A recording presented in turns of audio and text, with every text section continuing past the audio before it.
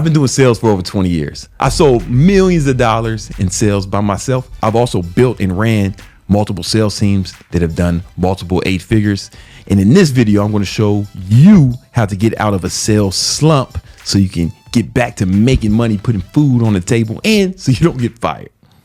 Sales is 100% a mental game. What I tell my team, just a lesson I give them, there's like 4 main attitudes you can have in sales. It's like, boom, this person thinks I can't. He said, he a hoe. This guy thinks, I think I can.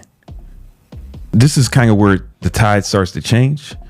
This motherfucker's like, I will. And this is what you see a lot of sales guys on the internet. A lot of sales coaches, they're super aggressive, like, whoa, calm down, bro. Right? But they come in with this attitude, I will.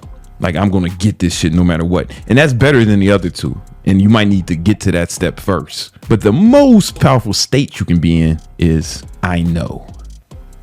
This is like inner dialogue. And what I mean by I know is there's like no doubt. This could be classified as levels of doubt. So this guy has the most doubt and the I know guy has the least amount of doubt. Now what happens is you can start off anywhere, but if you keep losing sales, your confidence starts to wane and your doubt starts to creep up more and more and more. You start to develop more doubt with each failure.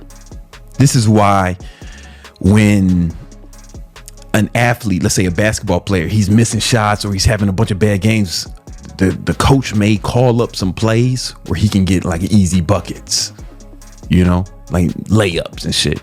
And then he starts to get a rhythm. He starts to get a little bit more confidence. Next thing you know, he's shooting threes from the logo after a while. Nothing really changed with the guy except the attitude in which he's doing the thing. Now, here's the thing. What do you know? You don't know that you'll get the sale. You never know that. You never know what's going to happen. There's so many things that outside of your control as it pertains to the prospect actually giving you money. He may not have the money. He may really have to talk to someone else. He may not have access. Who knows? But one thing you always know, is that you can perform well. Because that's the only thing you're in control of. You're not really in control of what they do. This guy is going to try to make the person do it.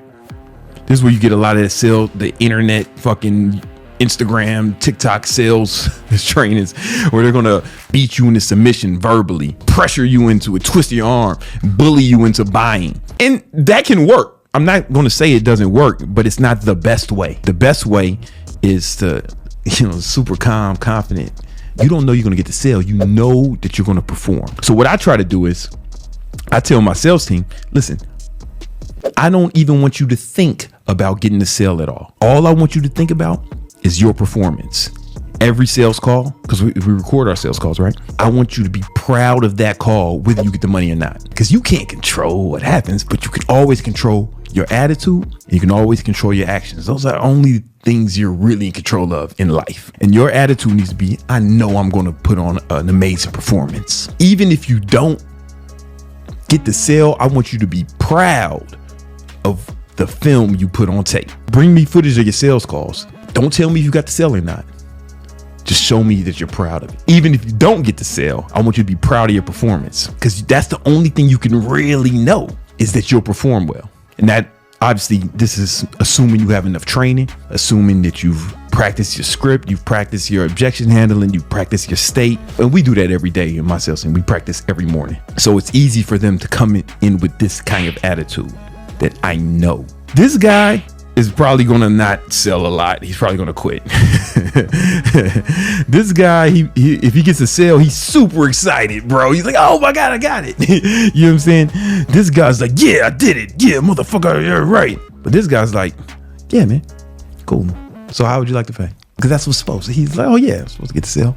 Even if I don't, I killed that call. Basically, we got to change your criteria for success. When you're on a call, if you go into it thinking, I have to get this money, remember, it's the failures that make you slide down in the bad direction. The failures. But not getting the money is only a failure if your criteria for success is getting the money. But if you change your criteria for success to, I'm going to put on an amazing performance during the sales call, Whether I get the money or not doesn't matter. Well, then every sales call can be a success. You know what I'm saying? If you change your criteria, you may not get the money, but you know you did a great job. Here's the thing. If you do a great job, what starts to happen is you'll get the money more often, but you have to emotionally detach from the money. And the only thing you should care about is your performance. And if you can do that, then you can really go into every sales call knowing that you'll succeed if that's your criteria for success. Now, it's difficult to do this if you're broke. It's difficult to do that if you're struggling because you need the money. So I'm not saying that this right here is bad, because you might have to do this first to come in like, I'm gonna get this money no matter what. That's when you start memorizing fucking crazy shit. Yo, I see some of this TikTok sales shit and I'll send it to my guys and I'll be like, I don't ever want to see you guys saying some of this shit on film. Ever. This shit is fucking weird. Don't do this shit. And I'm not saying it won't work as it pertains to getting the money. We don't want to force people into buying nothing. We don't want to strong arm them into buying nothing. We don't want to bully them into buying them. We want to sit back and get them to fucking force us to sell it to them. The way I teach sales, and I have videos on it, the way I teach sales is very different from a lot of the shit you'll see online. It's not about trying to convince them to do anything, trying to talk them into it. You're asking questions and your goal is to get them to convince themselves. Your goal is not to convince them, because that's like forcing your way in it. You know, I hear some shit like, oh, I need to think about it, and say, hey, listen, you don't need time. What you need is information. So if you got all the information, you should make decisions. I see shit like this. I see people giving this advice, and I'm not saying they're not making money. I'm not saying that they're not succeeding in that, but I know their close rates aren't as high as my guys. But it's really about getting them to convince themselves. And what happens then is, though, you get what? Less refunds, less buyer's remorse. That person is really sold on the product or service. It's the difference between making the sale and that person really being sold. And the difference is they may give you the money, but they're still fucking nervous. This is how you get refunds, chargebacks, bad reviews. There's a reason motherfuckers aren't talking shit about me online all the time, because my fucking clients aren't out here fucking tripping because they are sold on the thing, and we don't try to force that. They sell themselves. And if you can like master that, you just get a way better reputation. You get way better clients because they're actually sold on the idea of the thing. So when he goes and talks to his wife, he's telling her what he did, not asking her if he can do it. It's a different process, but you can't go in with this attitude and accomplish that. You can make some money, but you can't accomplish what I'm trying to accomplish. And here's the thing. I need the person to be sold on it. Not just to give me the money. I need them to be sold in their soul on the inside. Because if they do that, then especially if it's a service, especially if they have to do things after they buy, if it's a coaching or a training program, that means they're going to have to go fucking take action. And if they're not sold on that, they just paid some money, then they'll be like, oh, this didn't work. It was all this. It's like, no. But if they're sold on the fact that they have to take action, for like my high ticket training business, it's in the script and we want a real answer. It's not like a trick. It's, I want a real answer. You know, so we ask them what they're doing now for a living. It's like, oh, well, I mean, sounds like things are going pretty well for you. Why don't you just keep doing that, man? What makes you want to be an online trainer, right? You got to start a whole new business. You got to learn how to market yourself online. You got to learn how to grow your following. Then you got to learn how to train people online so they get great results. I mean, do you really want to do all that hard work instead of just like keep doing what you're doing? And if they say yes, what makes you say that? Right? Then they start telling you all the reasons why. Okay, why is that important to you? Now, who's selling who when you sell like that? Who's selling who? You only get pushback if you're pushy. We're not pushy. We're fucking pulling away.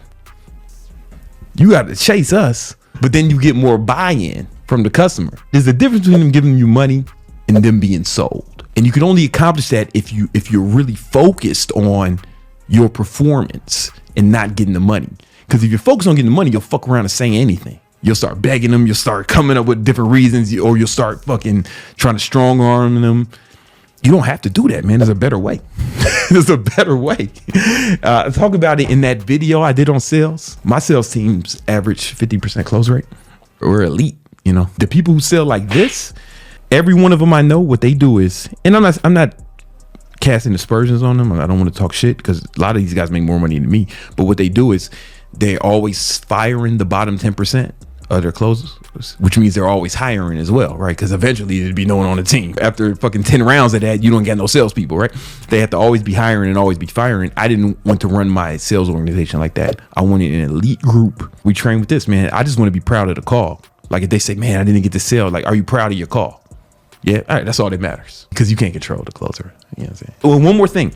In most big corporations, if you're closing 30%, you like an all-star over there, 30%, which means that 70% of your sales are failures. So what do you think that does to your confidence if your criteria for success is getting the money and 70% of your fucking calls are failures? What do you think that does to your confidence? You know what I'm saying?